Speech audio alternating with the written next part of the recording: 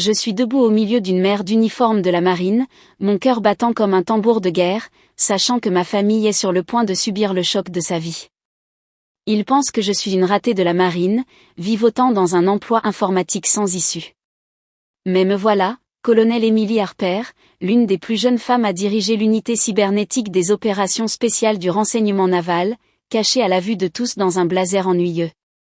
Dans quelques minutes, mon secret va éclater, et la famille qui s'est moquée de moi pendant des années verra enfin la vérité. Voici mon histoire, celle où j'ai défié les pronostics, déjoué les sceptiques et prouvé que votre valeur n'est pas définie par ce que les autres pensent. Accrochez-vous, car ce voyage va vous laisser sans voix. J'ai grandi à Virginia Beach, où le cœur de la marine bat dans chaque rue. Ma famille, les Harper, est pratiquement une royauté militaire. Mon père, l'amiral Robert Harper, a servi 30 ans, une légende à part entière. Mon grand-père, un héros de la Seconde Guerre mondiale qui coulait les sous-marins ennemis comme si c'était un passe-temps du mardi. Chez nous, le nom Harper était sacré, mais il y avait des règles. Les hommes se battaient en première ligne. Les femmes restaient à la maison, les encourageaient et élevaient la prochaine génération de guerriers. C'était l'accord, et personne ne le remettait en question, sauf moi. Dès que j'ai su lire, je me faufilais dans le bureau de papa, dévorant ces manuels classifiés de la marine comme s'ils étaient des bandes dessinées. À 12 ans, je décodais ces anciens fichiers de cryptage, griffonnant des chiffres sur des serviettes en papier. Un soir, il m'a surprise penchée sur son bureau, en train de déchiffrer un code qui avait dérouté son ancienne unité. Je pensais qu'il serait fier. Au lieu de cela, il a ri, m'a ébouriffé les cheveux et a dit « Contente-toi d'être pom-pom girl, monsieur ce truc, c'est pour les hommes qui dirigent le spectacle. » Ce moment a allumé un feu en moi. Pas de la colère, mais un besoin silencieux et obstiné de lui prouver qu'il avait tort. Je n'ai pas dit un mot, mais j'ai juré qu'un jour je lui ferais ravaler ses paroles. Le lycée a été mon terrain d'essai. Pendant que les autres filles s'intéressaient aux balles de promo et aux fêtes, je dirigeais le club de cybersécurité, piratant des simulations du Pentagone pour m'amuser. Je restais éveillé toute la nuit, les yeux brûlants, pénétrant dans des systèmes justes pour voir si j'en étais capable. Mes professeurs m'appelaient un prodige. Ma conseillère d'orientation disait que je pouvais écrire mon propre billet. Mais à la maison, mes victoires étaient invisibles. Papa était trop occupé à se vanter de mon jeune frère, Lucas, qui était né pour être un cil. Maman souriait et disait « C'est bien, Émilie ». Puis elle demandait si j'avais choisi une université pour enseigner. Lucas, de 2 ans mon cadet, haussait simplement les épaules, trop pris par ses propres rêves pour me remarquer. J'ai appris très tôt, si je voulais de la validation, je devais la trouver moi-même. Le grand moment est arrivé en terminale, lorsque j'ai reçu ma lettre d'acceptation à Annapolis. J'avais travaillé d'arrache-pied, moyenne générale de 4.0, capitaine de tous les clubs, courant 6 miles par jour pour réussir les examens physiques. Cette lettre était mon ticket d'or, la preuve que je pouvais rivaliser avec les meilleurs. Je l'ai apportée au dîner, les mains tremblantes, m'attendant à quelque chose, un câlin, un sourire, peut-être un « nous sommes fiers de toi ». Au lieu de cela, papa a posé sa fourchette, s'est penché en arrière et a souri avec suffisance. Annapolis ? Tu vas craquer sous la pression, Émilie. L'entraînement de base va te renvoyer chez toi en pleurant. Puis il a sorti son portefeuille, a claqué $1000 sur la table et a parié avec mon frère que j'abandonnerais en un mois. Maman a pris ma main, toute douce et inquiète. Pourquoi t'infliger ça, chérie ? Tu es si intelligente. Tu pourrais enseigner, rencontrer un homme bien, avoir une famille. Lucas a juste ricané, comme si c'était une blague. L'air s'est vidé de la pièce. Et tout ce que je pouvais faire, c'était fixer cet argent, me sentant comme si j'avais été giflé. J'y vais, ai-je dit, ma voix ferme malgré la tempête à l'intérieur. J'ai été acceptée, et je ne reculerai pas. Papa a secoué la tête, me rayant déjà de sa liste. Cette nuit-là, je me suis assise seule dans ma chambre, serrant la lettre, me promettant que je ne les laisserais jamais me voir échouer. Jamais. Je préférerais disparaître plutôt que de revenir en rampant, vaincu. L'été avant Annapolis fut brutal. Papa me parlait à peine, traitant ma décision comme un caprice qui allait s'estomper. Maman n'arrêtait pas de laisser entendre qu'il y avait des chemins plus faciles, faisant mes valises comme si j'allais à un enterrement. Lucas appelait de son travail d'été, lançant des pics comme « J'espère que tu es prête à manger de la terre, sœurette ». J'ai arrêté de discuter, arrêté d'expliquer. Je me suis juste entraînée plus dur, j'ai couru plus loin, j'ai étudié plus profondément. La nuit avant mon départ, papa m'a coincé dans le salon. Il n'y a aucune honte à admettre que tu n'es pas faite pour ça, Émilie. Quand tu rentreras à la maison, nous t'aimerons toujours. Quand, pas si. J'ai hoché la tête, me mordant la langue. Mais à l'intérieur, j'ai fait un vœu, je mourrai avant de laisser sa prédiction se réaliser. Ils ne m'ont même pas conduite à Annapolis. 6 heures, c'était trop loin. Alors ils m'ont déposée à une gare routière Greyhound, comme si j'étais une gamine partant en colonie de vacances. Alors que le bus s'éloignait, je les ai regardés à travers la vitre crasseuse, papa les bras croisés, maman s'essuyant les yeux, Lucas consultant son téléphone. Pendant une fraction de seconde, je me suis demandé si je faisais une erreur. Puis le bus a tourné au coin d'une rue, et j'ai laissé cette pensée mourir. C'était ma chance, et je ne regardais pas en arrière. Annapolis m'a frappé comme un raz de marée.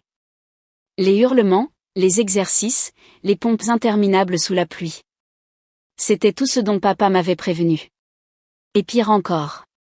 Les cadets masculins me jaugeaient comme si j'étais une intruse, chuchotant que j'échouerais avant Noël. Certains sont allés plus loin. Lors d'un exercice à tir réel, j'ai attrapé mon équipement pour constater que les mires de mon fusil avaient été trafiquées.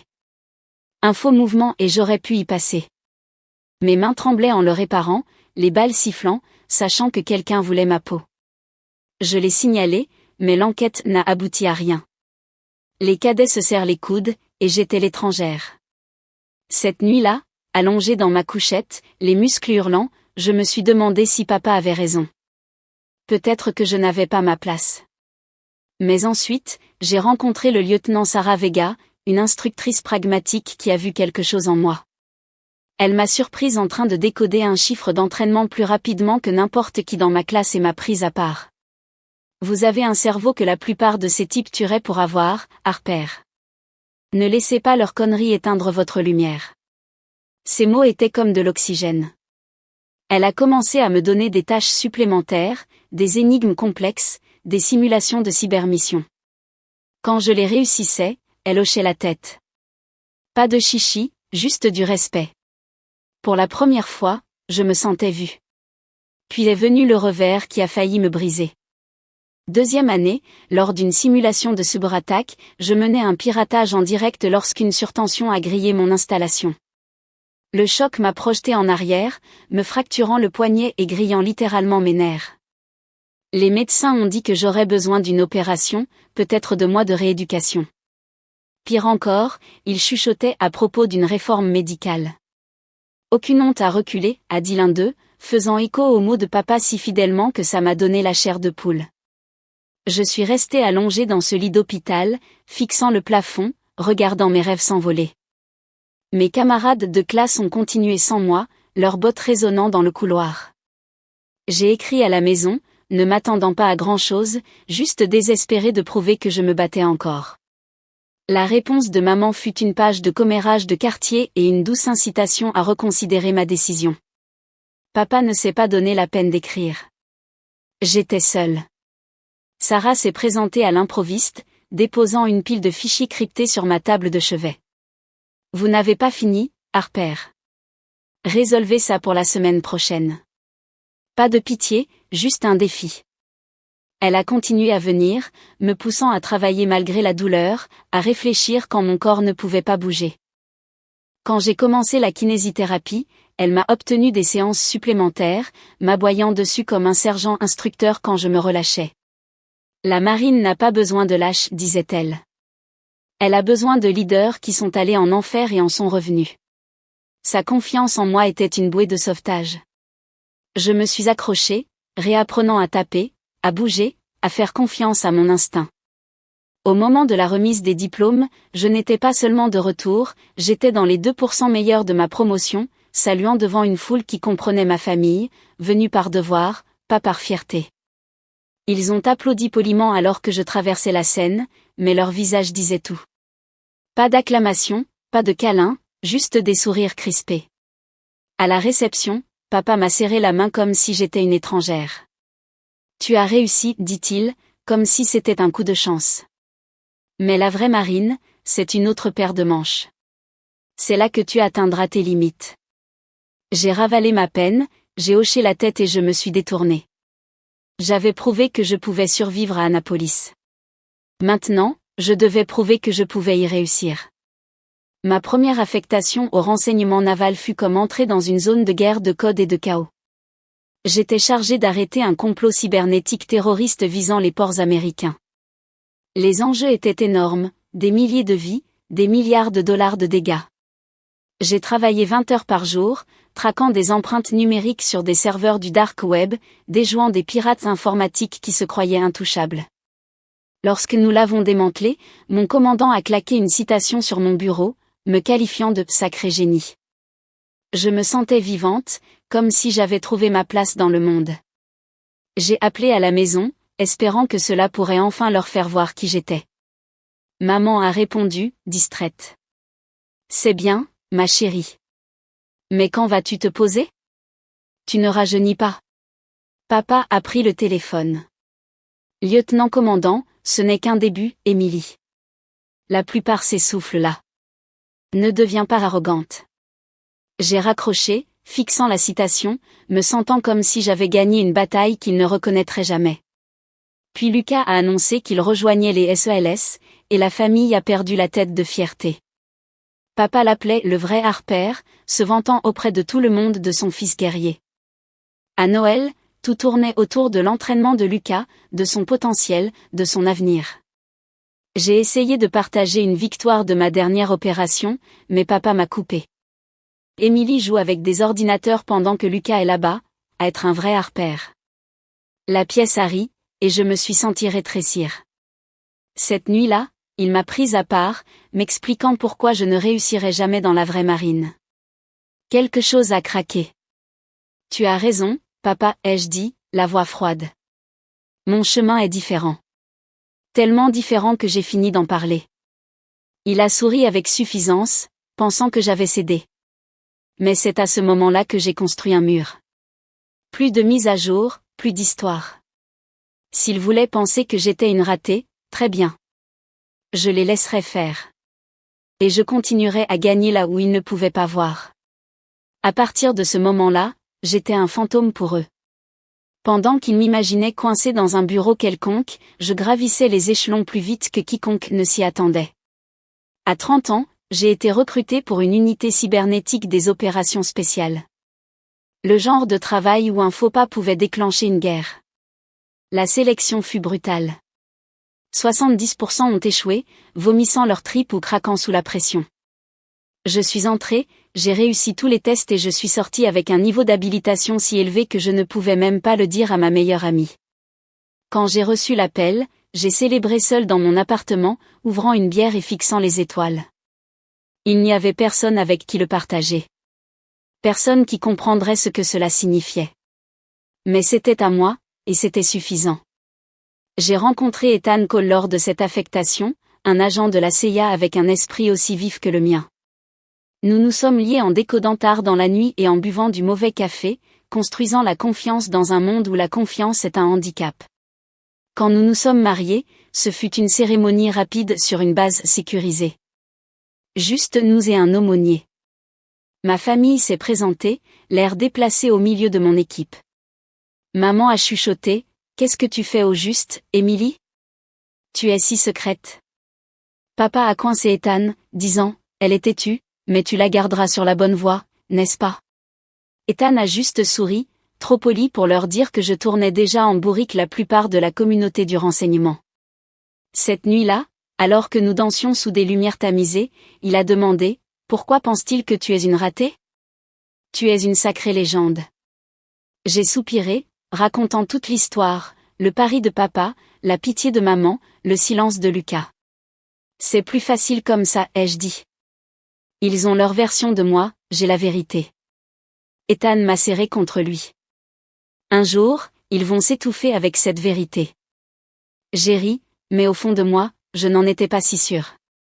Je suis assise dans la salle de cérémonie bondée de la base navale de Coronado, entourée d'uniformes de la marine impeccables. Mon simple blazer me fait me sentir comme un fantôme. Ma famille est à quelques sièges de là, chuchotant à propos du grand jour de mon frère Lucas, fraîchement promu lieutenant des SELS. Ils pensent que je suis une personne insignifiante, une décrocheuse de la marine vivotant dans un obscur bureau informatique. Ils ne savent pas que je suis le colonel Emily Harper, une dure à cuire du renseignement naval qui dirige des missions cybernétiques secrètes qui maintiennent le monde en équilibre.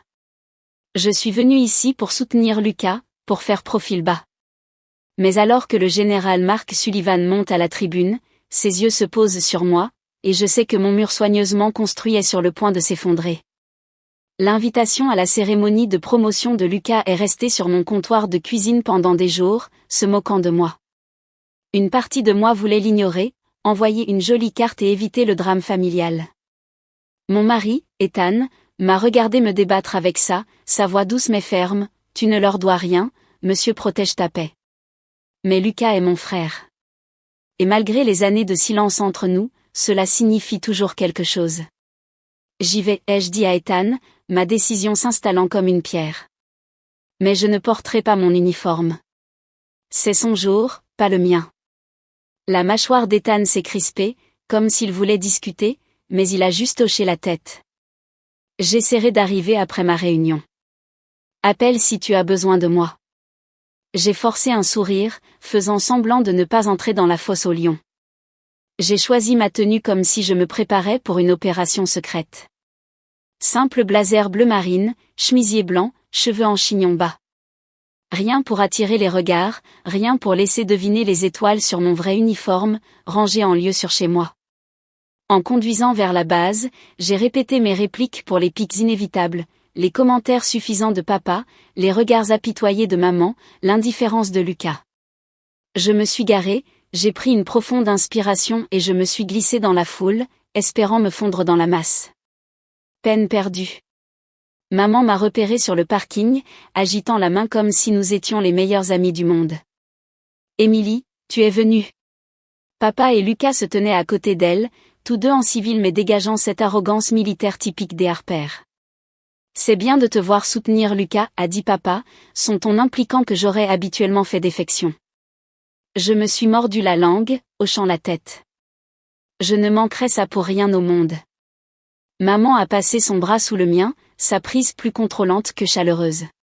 Tu as l'air fatiguée, ma chérie. Tu manges assez? Et ce blazer, peut-être quelque chose de plus vif la prochaine fois? Avant que je puisse répondre, un groupe d'officiers s'est approché, et papa s'est redressé en mode amiral, torse bombé. Amiral Harper, a dit l'un d'eux en lui serrant la main. Votre fils est un honneur pour votre héritage. Papa rayonnait. Lucas porte le nom Harper, comme il se doit. Puis il m'a désigné, avec désinvolture. Voici Émilie, notre fille. Elle a essayé la marine, mais est passée à, c'est quoi, déjà, ton travail informatique? Les officiers m'ont fait des signes de tête polis, leur intérêt s'estompant rapidement. Maman s'est penchée, chuchotant sur scène, elle est sensible à propos de son travail. Elle devient anxieuse quand elle en parle. Mes joues brûlaient, mais j'ai gardé un visage neutre, une compétence affûtée par des années de leur dénigrement. Nous sommes entrés dans la salle, et ça a empiré. Papa n'arrêtait pas de me présenter comme celle qui n'avait pas réussi. Chaque mot était une pique dans mes tripes. Lucas s'y est mis, plaisantant avec ses copains SELS sur la façon dont je pleurais pendant les exercices de camp d'entraînement, alors que je n'avais jamais été dans leur programme. J'ai croisé son regard à travers la pièce, espérant une lueur de culpabilité, mais il a juste esquissé un faible sourire et a détourné les yeux. Ce n'était pas de la méchanceté, juste de la complicité, et d'une manière ou d'une autre, ça faisait plus mal. Au moment où nous nous sommes assis, ma mâchoire me faisait mal à force de sourire faussement, et je préparais une sortie, un faux appel professionnel, peut-être une urgence soudaine. Je l'avais déjà fait, m'éclipsant quand le poids de leurs mensonges devenait trop lourd. Ma main a effleuré mon sac à main, prête à appuyer sur la gâchette, quand la cérémonie a commencé et que je me suis figée. Fuir ne ferait que leur donner raison. Alors je suis resté, la colonne vertébrale droite, les yeux fixés devant moi, déterminé à endurer. La cérémonie était typiquement navale, drapeau, hymne, discours sur le devoir. Je me suis levé pour les couleurs, mon port militaire transparaissant malgré ma tenue civile. Puis le général Mark Sullivan, le commandant de Lucas, est monté sur scène, et mon estomac s'est noué. Je connaissais Mark. Nous avions travaillé ensemble sur une opération classifiée il y a 6 mois, une mission cybernétique qui avait empêché une cellule terroriste de paralyser les réseaux électriques mondiaux. J'avais dirigé la stratégie, et il m'avait rendu compte. Dans mon blazer, j'ai prié pour qu'il ne me remarque pas. J'ai incliné mon corps, baissé les yeux, essayant de me rendre invisible. Son discours a commencé de manière conventionnelle, éloge pour la promesse, clin d'œil au sacrifice familial. J'ai commencé à me détendre, pensant avoir évité la catastrophe. Puis ses yeux ont balayé la foule, se sont posés sur moi et se sont arrêtés. Sa voix a vacillé une fraction de seconde, juste assez longtemps pour faire bondir mon pouls. Il s'est repris, a continué à parler, mais je savais qu'il m'avait vu. La question était, respecterait-il le protocole et laisserait-il passer ? Les promotions se sont terminées, Lucas souriant alors que son nouvel insigne était épinglé. Ma famille l'a envahi, se prélassant dans la gloire. Je suis resté en retrait, lui offrant un sourire discret. Sincèrement fier, mais gardant mes distances. J'étais sur le point de m'éclipser quand j'ai vu Mark fendre la foule. Sa démarche déterminée, ses yeux fixés sur moi. Impossible de s'échapper maintenant. Je me suis redressé, les instincts reprenant le dessus, prête à tout ce qui allait arriver. Il s'est arrêté devant moi, son visage un mélange de choc et de respect. Et puis il a salué. Sec, formel, sans équivoque. Colonel Harper, dit-il, assez fort pour que tout le monde à proximité l'entende. Votre protocole cybernétique a sauvé la vie de mon équipe lors de cette dernière escale. L'air s'est immobilisé. Les conversations se sont tues. Ma famille s'est figée, leur tête se tournant vers moi comme si je venais de me faire pousser des ailes. La mâchoire de papa est tombée, son histoire sur l'enfance de Lucas interrompue en pleine phrase. Maman a halté, sa main se portant à sa poitrine, et puis, je le jure devant Dieu, elle s'est évanouie, s'affaissant sur une chaise alors que Lucas se précipitait vers elle. Lucas lui-même avait l'air d'avoir reçu un coup de poing, sa nouvelle fierté de cils s'effritant sous le poids du mot « colonel ». Mark, soit inconscient, soit indifférent au chaos, a continué, « Votre leadership sur cette mission de blackout mondial était incroyable, madame. Nous utilisons toujours vos cadres dans toutes les bases. » Un murmure a parcouru la foule alors que les SELS et les officiers se tournaient. Certains me reconnaissaient, d'autres étaient simplement curieux. Un officier s'est approché, les yeux écarquillés. « Vous êtes là Emily Harper ? Vos protocoles d'intervention sont une formation obligatoire maintenant. » Un changement de donne total. Un autre a renchéri, « Votre discours liminaire au chef d'état-major interarmé a réécrit notre manuel. C'est un honneur de vous rencontrer, madame. » Ma famille se tenait là, abasourdie, alors que l'élite de la marine accumulait les éloges. Le visage de papa s'est vidé de sa couleur, son ego d'amiral s'effritant. Maman, ranimée mais tremblante, s'agrippait au bras de Lucas, chuchotant, « Comment ?» Lucas me fixait, son expression un mélange brut d'admiration et de trahison, comme si je lui avais volé quelque chose. J'ai gardé mon sang-froid, des années d'opérations classifiées m'ayant appris à rester stable sous le feu. « Merci, général Sullivan, ai-je dit d'une voix égale.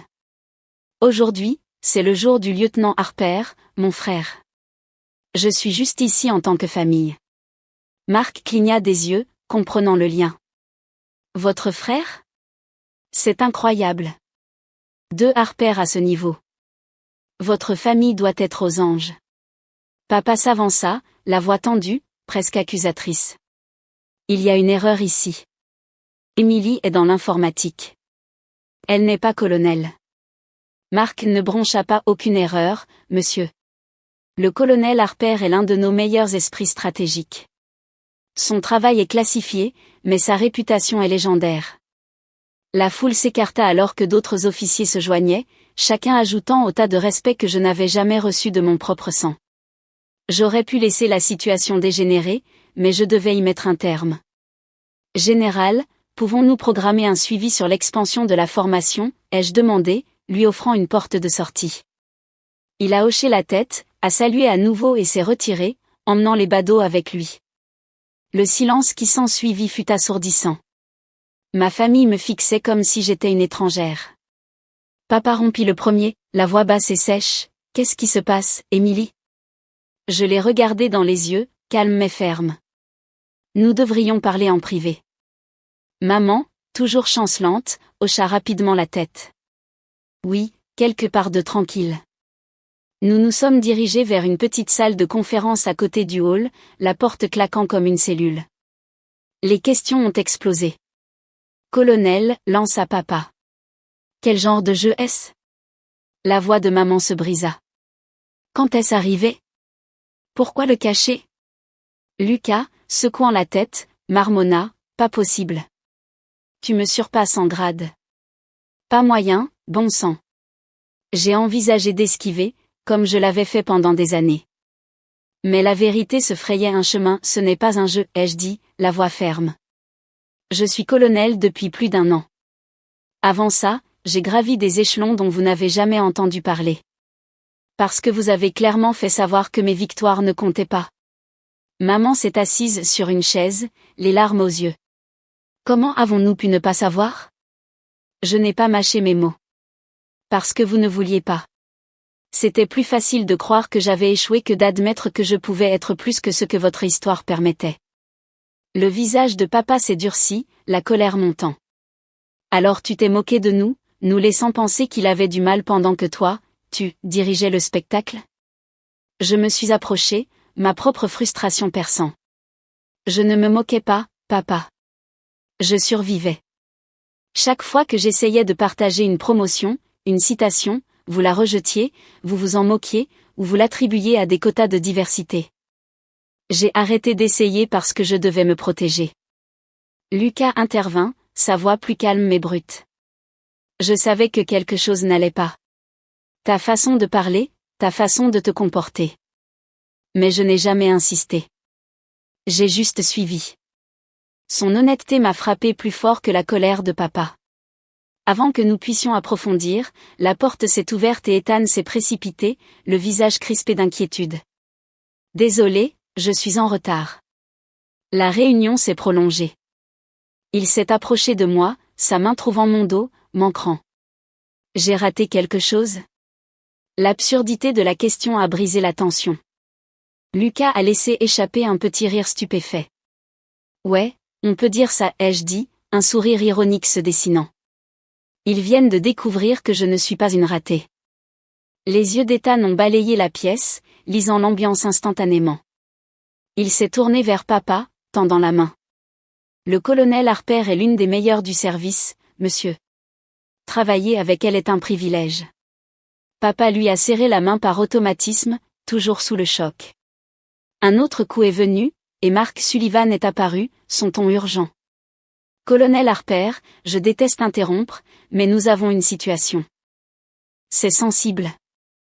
Timing parfait. Timing terrible.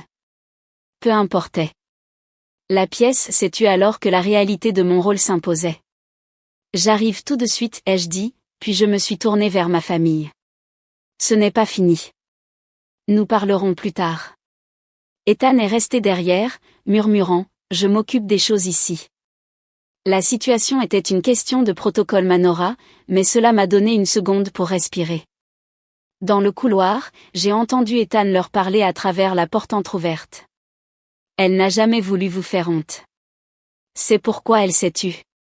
Mais pendant que vous l'appeliez une décrocheuse, elle sauvait des vies.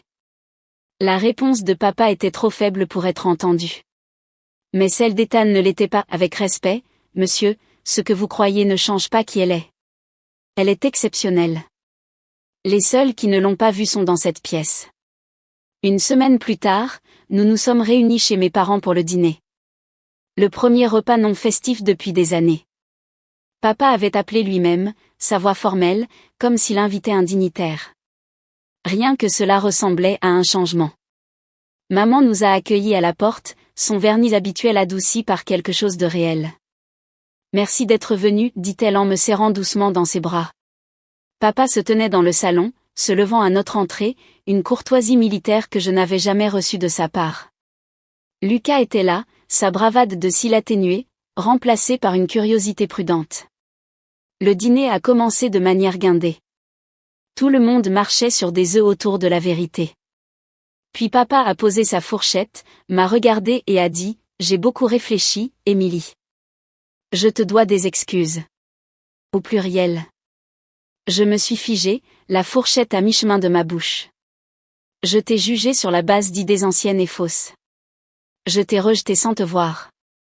Et j'ai laissé se répandre un mensonge à ton sujet. J'avais tort. Complètement. Maman a pris ma main, les yeux humides. Quand le général Sullivan a dit « Colonel », j'ai cru que c'était une erreur. Puis Ethan nous a parlé de ton travail, de ton grade. Comment avons-nous pu rater ça? Je me suis adoucie, mais je n'ai pas esquivé. J'ai arrêté de partager parce que chaque victoire était démolie. Je devais protéger cette partie de moi. Lucas s'est penché, me surprenant. Nous t'avons rendu impossible d'être honnête. C'est de notre faute. Maman a hoché la tête, la voix brisée. Que pouvons-nous faire pour arranger les choses? J'ai pris une profonde inspiration, choisissant mes mots. Poser de vraies questions. Écouter sans supposer que je suis moins. Valoriser mon chemin, même s'il n'est pas celui que vous attendiez. Papa a hoché la tête, une humilité rare dans ses yeux. C'est juste. C'est un début. 6 mois plus tard, je devais recevoir une Navy Cross pour une initiative cybernétique qui avait réécrit les opérations interarmées. La cérémonie était publique, une rare chance de sortir de l'ombre. J'ai envoyé des invitations à ma famille, ne m'attendant pas à ce qu'ils viennent. C'était un long voyage, un mauvais timing. Mais quand je suis montée sur scène, ils étaient là. Au premier rang, tirés à 4 épingles. Papa était assis droit comme un i, la fierté dans les yeux. Maman s'essuyait les larmes. Lucas, dans son uniforme de cils, m'a salué. Après, papa s'est approché, fixant mes médailles, mes étoiles. J'avais tort, dit-il, la voix basse. Tu as redéfini ce que signifie Harper.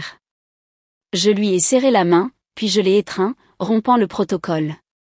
Merci, papa. Mais j'ai fait ça pour moi, pas pour toi. Il a hoché la tête, comprenant. C'est pourquoi tu es la leader que tu es. En y repensant, je vois maintenant que mon combat ne consistait pas à leur prouver qu'ils avaient tort. Il s'agissait de devenir moi-même, sans excuse. Leur reconnaissance compte, mais elle ne me définit pas. C'est moi qui me définis. Alors voici mon défi pour vous. Lorsque le monde essaie de vous enfermer dans une case, allez-vous gaspiller de l'énergie à essayer de leur faire changer d'avis, ou allez-vous construire une vie si fidèle à vous-même que leurs doutes n'auront plus d'importance? Partagez vos histoires dans les commentaires, les fois où vous avez cru en vous alors que personne d'autre ne le faisait. Cliquez sur « J'aime » si cela vous a touché. Abonnez-vous pour plus de discussions franches et partagez ceci avec quelqu'un qui a besoin de savoir que son chemin est suffisant.